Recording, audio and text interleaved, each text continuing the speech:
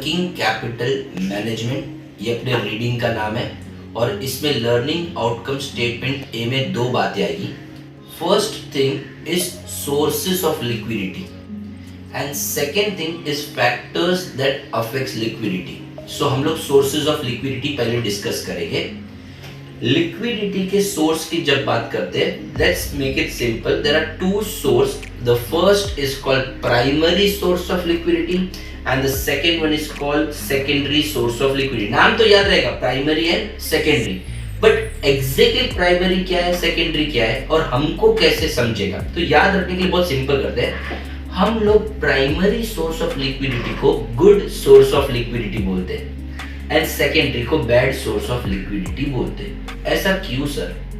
क्योंकि जो primary source of liquidity है ना, that does not affect the financial structure and normal operation of the business, जबकि secondary source of liquidity affects the financial structure and it also affects the normal business operation. So इतना बात अपने दिमाग में set है. अब जब मैं एग्जांपल दूंगा तो और क्लियर हो जाएगा. एग्जांपल की बात करते हैं तो मैं पहले प्राइमरी सोर्स की बात करता हूँ. सोर्स ऑफ लिक्विडिटी, देखो इधर देखो, मुझे मैंने गुड्स बेचा, सेलिंग ऑफ गुड्स, पैसा आया. बोलो मुझे कल इतना बोलो, पैसा आया तो सोर्स ऑफ लिक्विडिटी है क्या? Second, collection from receivables. When you collect the money from receivable means debtors, तो इट्स अ नॉर्मल बिजनेस का, तो it's a good source of liquidity. तो सेकेंडरी का दो ना. देखो मैं समझाता हूँ. अपना कंपनी जब बंद होता है तो उसको बोलते हैं लिक्विडेशन. लिक्विडेशन के टाइम पे एसेट को बेच दिया, सो लिक्विडेशन ऑफ एसेट्स.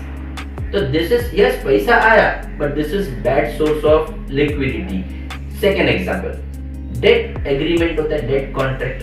अभी हम लोग पे नहीं कर सकते तो उसके साथ नेगोशिएट किया, उसको बोला 3 महीना बढ़ा दे, तो this is called negotiation of debt contract. It's a source of liquidity but bad source of liquidity. So let's summarise. Two source of liquidity, primary and secondary. Primary को हम लोग क्या बोलते हैं? Good source of liquidity. Secondary को bad source of liquidity.